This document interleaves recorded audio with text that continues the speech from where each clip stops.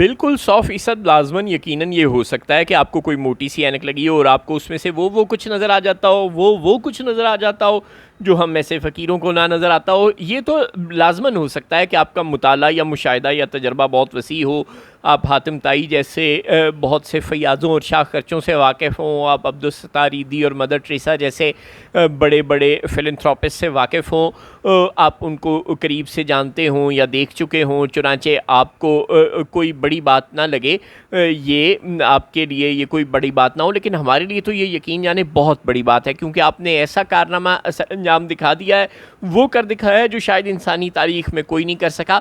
आप फरमाते हैं क़िबला काबा आला हज़रत जनाब अपने बजट वाले साहब मौलाना मोहम्मद औरंगज़ेब साहब, वो ये फरमा रहे हैं कि भाई बात यह है कि हमने ब्रेन ड्रेन रोकना है। तो जो लोग पाकिस्तान से बाहर चले जाते हैं ना, जो बड़ी क्रीम है पाकिस्तान का, जैसे बड़े बड़े डॉक्टर्स हैं, इंजीनियर्स हैं, साइंसदान हैं, वगैरह वगैरह, तो इन सब का जो ब्रेन ड्रेन हो रहा है, जो पाकिस्तान से दिल बर्दाश्ता होकर यहाँ से चले जाते हैं कि वो आला इदारों में मुलाजमतें करते हैं और बड़ी बड़ी तनख्वाहें लेते हैं, और पाकिस्तान में ज़ाहिर है वो टेक्नोलॉजिकल एडवांसमेंट्स में और पाकिस्तान में मरीज़ों के इलाज में और दीगर अहम मैनेजरियल और फाइनेंशियल सर्विसेज में बड़े आला खिदमात सर अंजाम देते हैं। उनकी वजह से पाकिस्तान के इदारे अच्छा परफॉर्म कर पाते हैं, वगैरह वगैरह, और लोगों को सहूलियात मिलती हैं। तो ऐसे लोगों का जो ब्रेन ड्रेन हो रहा है, जो वो पाकिस्तान में दिल बर्दाश्ता होकर यहाँ पर जो सैलरीड क्लास पर टैक्सेशन है उससे वो दिल बर्दाश्ता होकर बाहर चले जाते हैं, और फिर ये कि ज़ाहिर है जब उन्हें अच्छी तनख्वाहें मिलती हैं तो उसके 2-4 साल, 6 साल, 10 साल, 15 साल बाद जब उन्होंने अच्छे पैसे कमा लेने होते हैं तो इवेंचुअली उन्होंने अपने स्टार्टअप शुरू करने होते हैं। हर बंदा यही करता है, जो बहुत पढ़ लिख लेता है वो पहले कुछ नौकरियां करता है, फिर वहाँ से पैसे कमाता है, फिर अपनी कोई बचत करता है थोड़ी बहुत, और फिर उससे कोई अपना कोई छोटा मोटा बिज़नेस शुरू करता है, फिर वो बिज़नेस बड़ा होता जाता है, यूँ वो आदमी ग्रो करता है और साथ अपने बहुत से लोगों को लेकर चलता है, बहुत से लोगों को नौकरियां देता है, और फिर वो यहाँ से एक्सपोर्ट्स बढ़ाता है, मुल्क की फ़ॉरेन करेंसी कमा कर देता है। खैर ये सब कुछ होता है, अपने ख़ानदानों को, अपने इर्द गिर्द मौजूद लोगों को भी वो सपोर्ट करता है। चुनांचे ऐसे लोग जो होते हैं वो बिलाशुबा किसी भी कौम का मुल्क का असासा होते हैं। तो ऐसे लोगों को बाहर जाने से रोकने के लिए मोहम्मद औरंगज़ेब साहब ने बड़ा ज़बरदस्त इक़दाम किया है। यकीन करें कि अगर वो हमारे करीब होते तो हम यकीनन जिस कलम से वो ये फ़ैसला लिख रहे थे उनका हाथ ज़रूर चूमते, उस कलम की कोई बोली शोली लगवाते, ऑक्शन करवाते, और उसको कोई वो अरबों खरबों रुपए में वो कलम बिकना था जिससे उन्होंने इस फैसले पर दस्तखत किए होंगे। 12 उन्होंने पॉलिसी बनाई है जी, बड़ी कमाल की पॉलिसी, बस सुनिए और सर धनिए। उन्होंने कहा है जी कि जो लोग आला तनख्वाहें लेते हैं, यानी 22 से 32 लाख जो तनख्वाह लेता है, उसका ब्रेन ड्रेन रोकने के लिए पहले तो हमने एक तो उस पर कोई फिक्स टैक्स लगाया हुआ था ना कि 1.25 लाख रुपया तो वो वैसे टैक्स लेगा जो साल की 22 से 32 लाख के दरमियान तनख्वाह लेता था।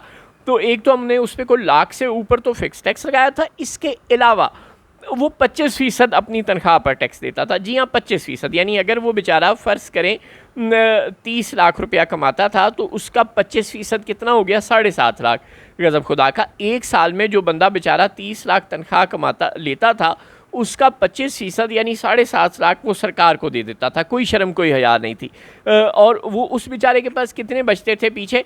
को बच जाते थे 22.5 लाख। अब 22.5 लाख पाकिस्तान जैसे मुल्क में एक साल की तनख्वाह 22.5 लाख किस तरह ज़्यादा है?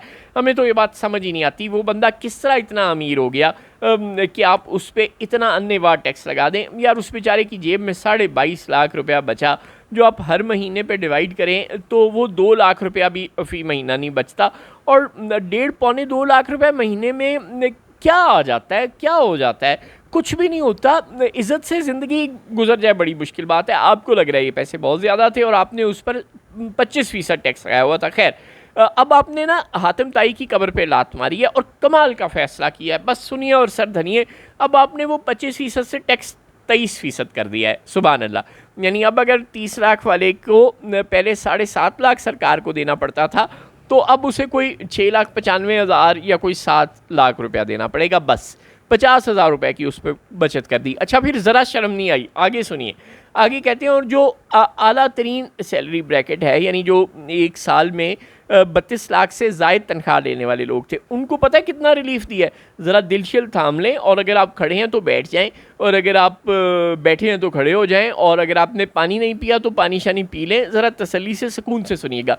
1% टैक्स कम कर दिया है मोहम्मद औरंगज़ेब साहब ने। तालियां नहीं देनी तो फिर गालियां तो ना देना यार। देखिए ना, ब्रेन ड्रेन रोकना है उन्होंने। जिस बंदे पे उन पे कितना टैक्स लगता था ये पता है? उन पे 25% टैक्स नहीं लगता था।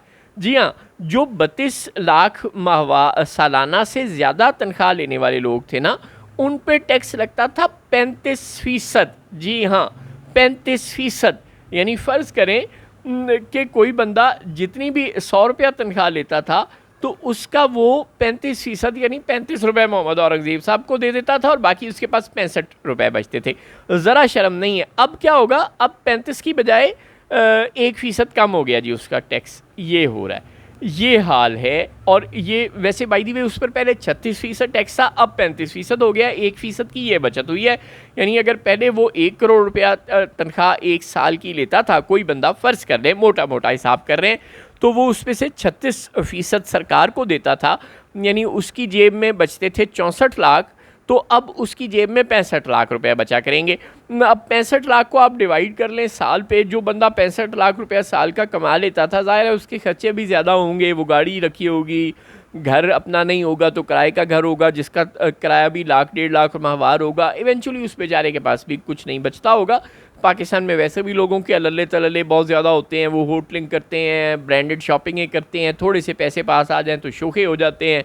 तो वो सब भी कर रहा होगा, उड़ा भी रहा होगा, और बचत कितनी कर लेता होगा। लेकिन चलें, अगर वो कुछ बचत कर भी रहा था, कोई सियाना आदमी था कि उसने कोई बड़ा होकर अपना कोई स्टार्टअप बनाना भी था, तो ये मोहम्मद औरंगज़ेब साहब ने उसको अब इतनी बचत करा दी है, 1% का रिलीफ दे दिया है कि अब तो वो यकीनन उस 1% के रिलीफ से, यानी पहले अगर वो 65 लाख माहवार कमाता था और अब वो 66 लाख माहवार कमा लेगा, तो अब तो वो अपना कोई महल भी साथ बना लेगा ना। एक साथ कोई 2-4 स्टील मिलें लगा लेगा, साथ को महल खड़ा कर लेगा। ये ब्रेन ड्रेन रोकने के लिए, लोगों को दिल बर्दाश्ता होने से बचाने के लिए, सैलरीड क्लास को बाहर वीज़े और नौकरियां अप्लाई करने से रोकने के लिए, और डंकी के ज़रिए, जाली वीज़ों के ज़रिए बाहर जाने से रोकने के लिए, दिल बर्दाश्ता होने से, पाकिस्तान के सिस्टम से दिल बर्दाश्ता होने से रोकने के लिए ये शहबाज शरीफ और मोहम्मद औरंगज़ेब साहब ने इक़दाम किया है। अब इनको जो लाने वाले हैं उनका तो यकीनन शुक्रिया अदा करना ही बनता है। इनका भी बहुत ज़्यादा शुक्रिया अदा करना पड़ता है। तो जो पूरी जोड़ी है या ट्राइका है, अब जो भी आप इसे समझें, यानी इनको लाने वाले और ये दोनों अहबाब, इनकी बहुत शाबाश बनती है। और इनको सपोर्ट करने वाले और इनको बैसाखियों से सहारा देने वाले जरदारी साहब और बिलावल साहब, उनको भी दोनों हाथों से सैल्यूट बनता है।